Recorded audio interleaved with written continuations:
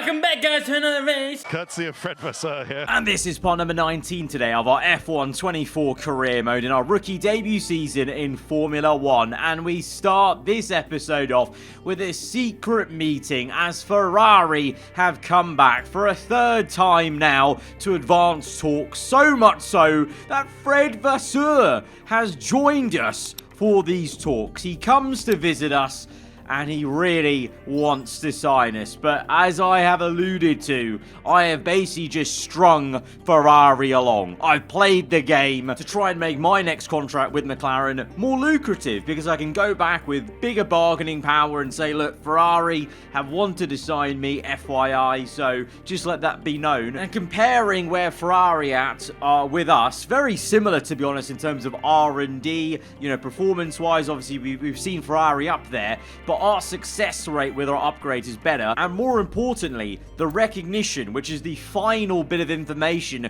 that has been unlocked with this third secret meeting. You can very clearly see I have way more recognition with McLaren. If I was to move to Ferrari, I would be basically playing second fiddle to Leclerc. Obviously, we have kind of been doing that this season with Lando, but the thing is, if I stay with this team, I'm setting myself up very nicely for this second season to, well, I hope to be on equal footing. We could get our recognition up to 50% by the end of the season, I feel. We're nearing 40%, so at that rate, we are on goal for 50-50, which is huge for us. But a Ferrari would be starting from zero, basically. We've been starting from where we originally started this entire season. So for me versus Leclerc in that team, there is no point. And to be honest, I'm sure Ferrari have been talking to others. I'm sure and hope that they have been talking to one Lewis Hamilton, just as they have been in real life in the game here. So for me, it's a no, but we have played a bit of a game here. Hopefully that won't be negatively impacting us in the future with negotiations and stuff, in terms of like a, boy who cried wolf sort of situation. But also, to be fair, like I said, when Ferrari first came knocking, you never say no to Ferrari in that initial meeting. But now, when we're really getting to the serious business, Fred visiting us, it's time now to say, you know what, this isn't for us. Go ahead and, go maybe court Lewis now. Hey, me again. Been chatting with some of the team higher-ups, and they're delighted with the loyalty you're showing to the team and the project. Now's a good time to ask for a bonus, or a boat, or whatever it is you people get up to out of the car. So for now, we stay loyal to McLaren, and based off last episode, if you didn't see that, by the way, then definitely go check that one out before you see the rest of this one. There's good reason to be staying loyal to McLaren, because we can win races with this team, and I'm hoping next season, starting off with this level of performance and starting off with the speed we now are gaining on this game, driving the car, getting used to it, we can then fight for the title. But last time out, yeah, it was a great emphatic win for us. Obviously not such a great race for Lando and his fight versus Verstappen in the championship, but it's still all to play for. But Lando is still playing a massive chasing game versus Verstappen, and for us, we're just trying to do the best job we can, really. There are instances where I can help out Lando with his fight with Verstappen, but last episode we chose just to bolt away because we have that huge advantage on the mediums. In hindsight, we definitely could have tried to keep him in DRS, and some of you were saying that, but then on the flip side, I bet if I did that, then others would be saying, why didn't you just bolt off? You have the pace, why play the game? So, it goes both ways. It's not, one or the other. It's just those situations where you have to make a split decision in the moment of what you're going to do. But now we go on through our specialists, and look at this, level 3 with Colin in the manufacturing expert. I cannot believe it. Who would have thought? Not me, mate. Look, Colin, look, at the start of the game, we hated each other, but now look at us. What do you make of it? Yeah, I hear that. Good point, yeah. Bloody hell, mate, he really talks your ear off, doesn't he? Right, we get on towards our other specialist then. Marcel, what you got for us? Finishing in a better position than our teammate in qualifying. I actually reckon we could do that. We've got the sprint quali as well, and the normal qualifying, so in one of those, I reckon we could do it, because we are finding more and more speed in this car, especially over one lap with, the use of the overtake mode that I don't think the AI drivers use as well, to be fair. So, yeah, I think we're confident in doing that now. And stress testing tyres, that's fine. Kota usually is pretty bad on tyres. And then just a pretty simple one with Denise in the strategy analysis. But, we're actually getting quite far in some of these specialists, level 1 across the board. Apart from Marcel, he's actually the shock one.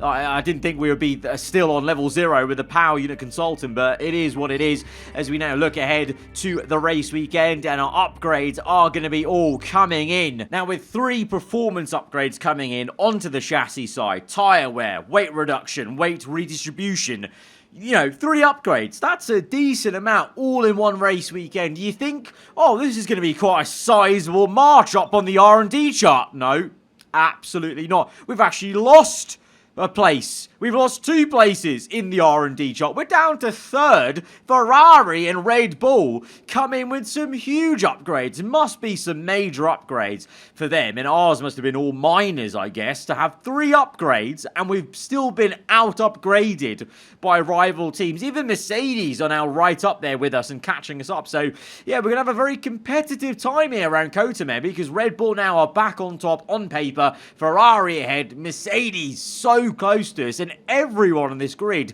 is really now churning out these upgrades as we get to the final third of this season. So even more competition to come as we go to sprint qualifying.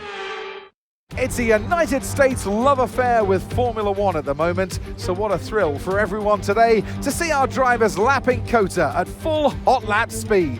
It's the Circuit of the Americas, and it's qualifying. And if you pay attention to the cutscene right here, you may just notice a different colour palette on the helmet today. Well, F1 My Driver fans and viewers from years ago will be very familiar with this, and this will be a nice little throwback to those days of F1 My Driver as we turn up to the US GP with a Captain America themed helmet with the colours in red and the shield adorning the top of our helmet as we get into SQ3. So just like I did on the last sprint qualifying episode, we won't bore you with the details of SQ1, SQ2. We're through into the last part of sprint qualifying, so this is where it already matters. Nothing else does apart from this one lap on the soft compounded tyre. I must say, the sun is incredibly annoying here at Kota. The time of day is still not accurate, I feel, to what it is like in real life, unless I'm forgetting the drivers being blinded this much in real life. But look at this incredibly close finish in qualifying. 0.044 to Verstappen.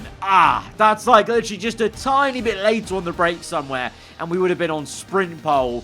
But it's on the front row at least, right up alongside Verstappen. It's going to be a bit of disappointment for Lando to be down there in P7. That's not ideal, but of course the sprint quality doesn't set up anything apart from the sprint race. So as long as he can make some overtakes, it won't matter. Maybe he loses 1 or 2 points to Verstappen, but it's not a huge deficit. But it's still not great when you want to try and find a rhythm, I guess, for the actual qualifying after the sprint. But at least we're up there, so individually we can maybe try and make something happen today. As we dive straight into this sprint, as we go to 5 red lights here at Kota from the front row of the grid. The lights on for an age, but we're underway. Verstappen slow. We've got a good start, but it's an even better one for Fernando bloody Alonso. And the Aston Martin Alonso leads as we're now side by side with Hamilton. Hamilton's turned into us. Hamilton contact with our floor and bargeboard area, and we have got damage on the floor. Verstappen has gone through. Where did he even come from? Where was Verstappen there? He must have been watching that little bit of collision with Hamilton and then just gone through on the inside as that understeer kicked in for us with that initial damage. We've managed to hang on, and we're still here in 3rd place, but we're now watching Verstappen pressurise and then ruin Aston Martin and Alonso's day as he overtakes the Spaniard for P1. But what a start for Alonso, though, just to get into P1. And I'm really hoping that he might have the pace to pressurise Verstappen and maybe still get the sprint win. Not really for me, because I've got this floor damage now, so we're actually just defending Hamilton but more so for Lando's sake, because looking at the mini-map, I think he's down as low as P8, which is only 1 point in the sprint. And at that point, that does make a difference. You know, I said the sprint doesn't matter in terms of the points he might lose. That's in the scenario where he's up here in, you know, 4th or 5th or whatever. But if he's actually genuinely out of points and Verstappen wins the sprint, that's just as big as a race win to 2nd place. As now halfway through this sprint, Leclerc pressurizes us. We've got DRS open, but I'm not overusing the battery because the writing was on the wall of I'm not going to challenge the top 2. So in terms of the team game here, like a sprint race, to be honest, for me in this championship doesn't mean anything because I'm not going for the title. So I wanted to let Leclerc by, and Sainz is going to walk by just because, to be fair, I don't have the pace as well. As, oh, Alonso's out after all of that, after such the... Oh, what the... I think Sergio Perez has just... Perez has crashed with Alonso, retiring from the race. Perez without a front wing. So Alonso's out. So even more so, it's important that I let Leclerc by because now he's the one maybe having a go at Verstappen to try and limit the damage for Lando's sake. He's down in P7, so he needs someone else to be winning this sprint just to take even just the 1 extra point from 2nd to 1st in this sprint off Verstappen. But Verstappen is so defiant and just inevitable as he is in real life, it would seem, as he's neck and neck with Leclerc. To be fair, Leclerc gets ahead in that little battle, but it won't matter on the straight as they go up and down the undulating back straight here at COTA. Really great to see always the difference in height at some of these points of the circuit. Just gives it a bit of character, doesn't it? But Verstappen, in the end, wins the sprint. We're going to limp home in P4. That's still pretty good, to be fair, considering the damage we have on the floor, but it's a throwaway sprint. You know, as soon as I got that damage, there was nothing to gain. As soon as I damaged that floor, I couldn't go for P1, so that was of no use to me in terms of, you know, just pride, but also helping out Lando. So, yeah, I mean, I'm very much feeling like Max Verstappen in real life at the moment. That sprint was pointless. Like, there was a bit of action, but it really didn't mean anything, at least to me. For Lando's sake, that's frustrating because he loses 6 points. That's nearly, like I said, the deficit from a win to 2nd place in the full Grand Prix. So, yeah, that's a bit frustrating for his side, but I genuinely couldn't do anything as a teammate in that situation. So for me, it was a bit of a pointless affair. Let's hope maybe we can do a bit better in the real qualifying, and then things will matter in the full Grand Prix. So we had a bit of a preview there of how this full qualifying and race might go, but it was tainted a bit by the damage. Qualifying, at least, that was a good preview of we genuinely have some pace around COTA. So you now join us in the last part of the full qualifying Q3. Lando at the moment, well, it says provisional P8. I don't know if he's gone and set a lap time yet. I really hope not. I think if you look at the mini-map, it says he's in the pit. So he's either set 1 lap, but it wasn't that great, or he's not even set a lap at all as we go through to the final corner and once again get blinded by the light of God in the final corner. That puts me off so much that I lose the back end, and we lose maybe a couple of tenths even in that final bend. It's so annoying where that sun is. It just completely blocks the frame of reference I would usually use, which is a little black bollard thing on the outside of the circuit for the brake reference point, and it shines directly at us down this straight as we're a 10th down in the first sector. We gain back some time in the brake zone going into sector 3, but we're on the cusp and we're only P6. Our first lap was really not great, but of course we have that final corner to maybe make up for things, but we're just a 10th ahead on our first 2 sectors. But the last sector here, the final corner,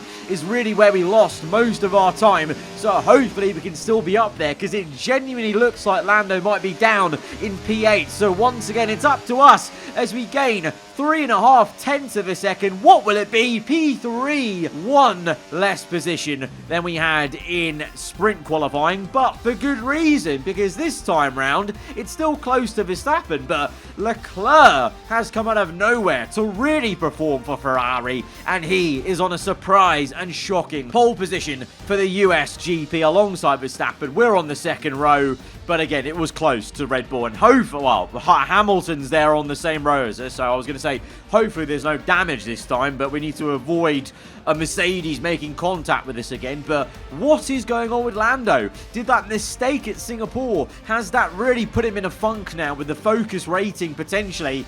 I hope not, because if it continues like this, he can say goodbye to this championship fight. I really hope I'm proved wrong in the race. Let's go to the grid. Here we are then in one of the fastest growing cities in the United States, the fabulous Austin in the great state of Texas. The circuit itself, 14 miles southeast of the city centre, has been home to the US Grand Prix since 2012, the latest in a long list of iconic tracks to have that honour.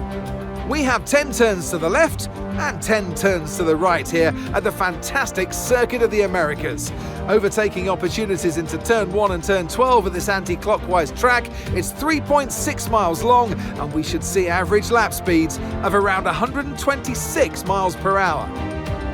Before we begin, let's take a quick look at the grid lineup for today's race.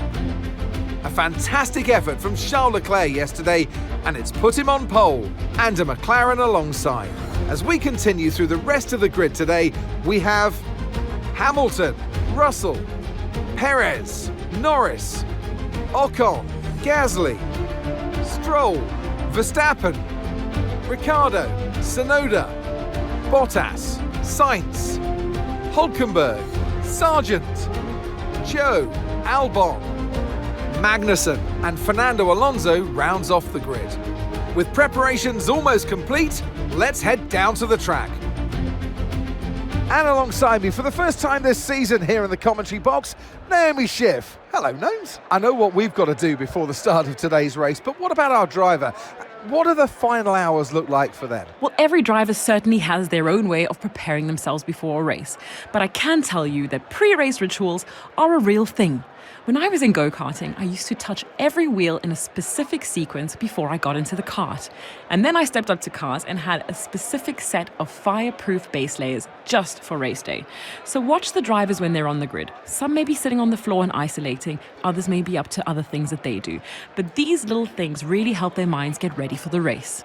Oh, our praise have been answered. The F1 gods have seen how frustrating that qualifying was for Lando, and they have struck down Max Verstappen with an engine penalty. He's chosen to take an engine penalty here, and to be fair, having won the sprint, you can maybe see why he's chosen to take a penalty here, because he reckons he can maybe make up those positions. But he is now down in P12 with a 10th place penalty. So Lando is starting ahead of him. This is a big opportunity for him to outscore Max. But equally, like I just said, the logic, it's the same logic I would use. If you won the sprint, why not take a penalty and back yourself to come back through? But we're now back in second place then. It's deja vu. We're on the front row, on the left-hand side, but this time it's a Ferrari there on pole position. Can we hopefully do something this time round compared to the sprint? Let's see. As we rev up to 5 red lights, the USGP is underway, and it's a very similar start to Leclerc for us. We're going to try and cover off any cars behind, but Leclerc will lead into turn 1. Hamilton on the right, Lando on the inside. Oh, what the? Where has he come from? Lando with the kamikaze dive, and we've gone wide at turn 1, and he's up into second place. But I think he must have made 2-3 overtakes before he even got to turn 1, then made the 4th overtake on me. Up to second. Incredible. He started in P6. He did indeed make 3 overtakes, and then the jolt to the inside to overtake us. So 4 overtakes in 1 corner there, and now he's going for the move on Leclerc. Lap 2 with DRS available as we are locking the rear and drifting through that corner. We live to fight another day, and to the purple ourselves, so we genuinely actually have some decent race pace on higher fuel maybe compared to the sprint, because Lando leads, we're still in 3rd place, and Verstappen is down in 8th, but he's also recovered quite well already, so he's gained 4 spots, Lando gained 4 spots, and now it's 5 ahead of the Ferrari as we kind of try and keep on the back of Leclerc to try and maybe make it a McLaren 1-2, but at the moment Leclerc has other ideas. The Ferrari going up the hill around the outside to try and get the race lead back. The two of them make a bit of contact there. The McLaren still on the left, trying to keep the nose in. Can he do it? Oh, neck and neck into the S section, and Lando does stay in P1, and we're almost pushing Leclerc through the next corner. We dive down the inside. The Ferrari has no choice but to give us the room, but we are practically pushing Leclerc through that entire sector because he got slowed up so much, and we're still on the back of him. But as has been the case before in the season, very respectful racing between myself and the Ferrari driver as we try and get the elbow out, but Leclerc has the better launch and acceleration. We've got battery to use, but DRS is also a factor for Perez, and even Hamilton behind is now, we're neck and neck with Perez momentarily. We go back to the racing line and we're able to just remain in second place then and finish off that overtake that started at the start of that very lap, basically. So the race order at the moment: Lando in P1, we're second place, Leclerc, Perez, Hamilton, Russell, Stroll, Verstappen still in P8 then with no more progress, but he is at the tail end of this entire train as we have to go defensive as Leclerc, aggressive as ever. He really wants this. He cuts the corner, in fact, at turn one a little bit, and I think he's been told to maybe let us by because he's not too great on the corner exit, but we're going to be side by side. It's deja vu for him. This time the McLaren's on the right hand side of him, and we're able to maintain second place. And you know what, this fighting with Leclerc's done the team a favour, I guess, because all this fighting, fair fighting, has meant that we've slowed each other up so much that Lando is now nearly 4 seconds clear in the lead. And for his sake, I'm hoping he's going to check out this entire race and say goodbye as we continue to squabble with the Ferrari. We just can't get rid of them because I'm using so much battery on this straight. It's so long. And so we're having to harvest in other areas of the circuit. And even with hot lap mode, we're a sitting duck. The Red Bull on the left, the Ferrari on the right. And, oh, what the? Perez just swiped across us.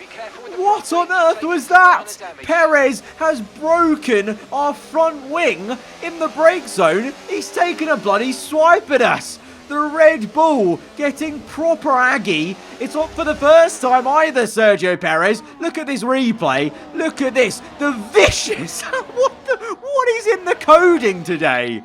What is up with this? Look at the slow-mo. He just starts turning right into the left-hander. That's incredible. That's a legitimate swipe across. So now it really is deja vu from the sprints to the full race, because now we're limping around. We're now defending Verstappen, by the way, who's climbed up to P6, might be P5 on the exit. We're going to make sure we stay ahead to try and do our teammate a favour, but lap 8, I'm coming in. I've annoyed everyone behind me enough now. I need to come in and change this front wing. So we say yes to the front wing change, just to make sure the automatic one doesn't keep me out with that broken wing, because that definitely was hindering the performance.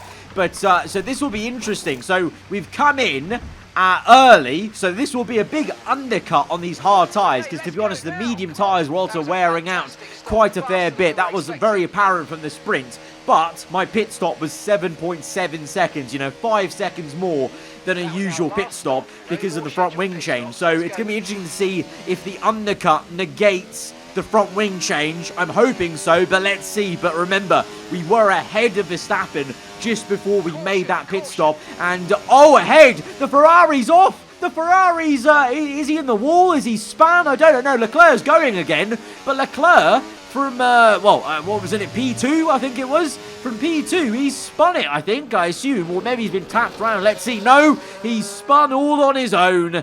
And the Ferrari, well, he's actually stuck in reverse gear. He's just rolling back. What on earth is he doing? Has he found first gear yet? Yes, he has. Finally, he does. But, he's now lost all those positions. So after all of that, Leclerc down the order. And there is Verstappen. So we've come out behind him. But to be honest, if you factor in the 5-second extra pit stop, that's not too bad. That's really not that bad. Like, the undercut has fully eroded that extra time to change the front wing, and now I can fight again because I've got that front wing change. So we're back in the fight. In fact, we're setting purple lap times, as I know this is probably the best opportunity window to catch and overtake Verstappen as we set the fast lap of the Grand Prix, because his tyres are still warming up. And even better yet, Perez comes out just ahead of him, and Perez is actually going to defend Verstappen. I thought he swiped across us to maybe help his teammate, to help Red Bull, but no, Perez is just a general menace in this entire race, even to his own team, because he's held up Verstappen to the point where I can now maybe have a go at him. We're both going to have DRS on Checo, but Verstappen, he's going to be in the dirty air. I'm hoping he'll have to actually do a bit of work to overtake him, so maybe we can catch him napping and go for the double pass on 2 Red Bulls as we get oh so close to giving him a little love tap almost into that left-hander, as we really are very keen to get this overtake done. But equally keen is going to be Verstappen himself. Perez goes a bit defensive. Verstappen to the right-hand side. The Red Bulls neck and neck. We use the slipstream of Perez to launch us round the outside. Little bit of a drift necessary to slide the car in and then get to the inside for the next corner. Get the elbow out, and we're all of a sudden up to 3rd place in this race. I didn't even realise that because others have made a pit stop. We've actually managed to leapfrog a couple of other people basically by doing that undercut. So actually this is all of a sudden turned from Perez ruining our entire race to we're looking okay now. Lando way out in the lead, which is great. Hamilton second, but we're up to 3rd now in this race.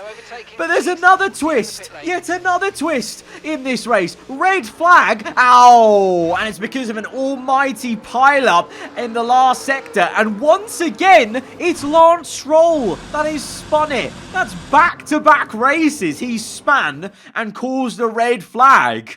Unbelievable. Last time, though, it screwed us over. This time, it's going to maybe benefit us. So, you could say this time around, we've paid him some money to spin. But last time, it very much did not help us. But this time, it does. We'll go on a brand new set of hard tyres. Because, of course, the hards we were on like 5 or 6 lap older hards. So, by the end of the race, that really would have factored into the tyre wear. But now, everything gets reset. We're all on new hards to the end of the race. And we're close to Hamilton on the race start. We could get up to 2nd. We could still make this a 1-2 for McLaren in the end. So unlike in Singapore, I'm quite excited to go to 5 red lights once again in this Grand Prix as we get underway with 10 laps to go. Lights out, and we basically got a sprint back at Cota again. 2 sprints at Cota basically, and we have done Hamilton off the line. The Mercedes car's hardly got off the line to the point where he's now side by side with Verstappen behind. Hamilton remains in 3rd though. Verstappen up to P4 though, ahead of Perez, but it's a 1-2 for McLaren. 10 laps to go, all new hards. We have surely secured this. Meanwhile, though, Verstappen is trying his best to get up into P3. This is the only kind of caveat is, yes, we've got up to 2nd place. That's great. But the red flag also, though, on the flip side, has allowed Verstappen to now maybe get a podium as he's having a ding-dong battle with his old rival, Lewis Hamilton. That's a real throwback. Mercedes v Red Bull, Hamilton v Verstappen, and the Dutchman is up to 3rd place. But, so yeah, Lando's advantage on Max may be getting reduced in this race thanks to the red flag, but a 1-2's a 1-2. You can't complain about that. But Hamilton, to be honest, might just change things. Perez might change things. Verstappen's just had a double overtake done on him, maybe. Perez, on the outside, he finishes off the move. The Mexican is up to 4th place. Verstappen's lost 2 positions in 1 corner. In the end, though, between lap 21 and 28, he's got those 2 positions back. Hamilton's now down to P5. But on the last lap, look at this. Perez, on the final lap, has just re-overtaken him for 3rd place. He's left it to the last lap to do an upset for the Red Bull team. Meanwhile, myself and Lando cruising to the end. I did try and actually catch Lando on the hards because I was feeling pretty racy, but he just had too much for us. He's been the quicker man today, and but it's still going to be an unbelievable 1-2 here for McLaren. Our 2nd 1-2 as a pairing in a full Grand Prix situation. It's a much needed race win after the Singapore Grand Prix. I can't believe it though, the story of the day, Perez with an upset on the last lap. That's it then for another magnificent United States Grand Prix. And they've hung on to take a sublime victory here today. Yes, it absolutely was, and what an incredible victory and an important milestone for them as we head into the business end of the season. You know that's really going to matter from a confidence perspective to get them to the end of the season with potentially even more of these victories. Perez honestly was just a big menace to everyone, to his own teammate, to me. Unbelievable. He's just chaos and vibes from Checo at sea. Maybe he knows something we don't. Is he on the way out at the end of the season for Red Bull? Maybe that could be the reason. I don't know. But he's off the rails, and it's helped out Lando in the championship. Unfortunately, though, because of the sprint, it basically negated the points he lost in the sprint. So it's not a massive gain on Verstappen, but it's at least something. And in the constructors, well, it's a huge 1-2 for us ahead of the 3-4 for Red Bull. Very important to do that with the Red Bulls being consistent as they were. So we're still looking very good in the constructors fight, but still plenty of races to go. But great action today. Great race in the end after it looked pretty bleak at one point for us, but good to come back for second. Guys, if you have enjoyed this episode, then be sure to hit the like button. Let me know what you thought in the comments below. If you're around here, then do get subscribed for weekly Formula 1 content. I'll see you guys next time. Goodbye.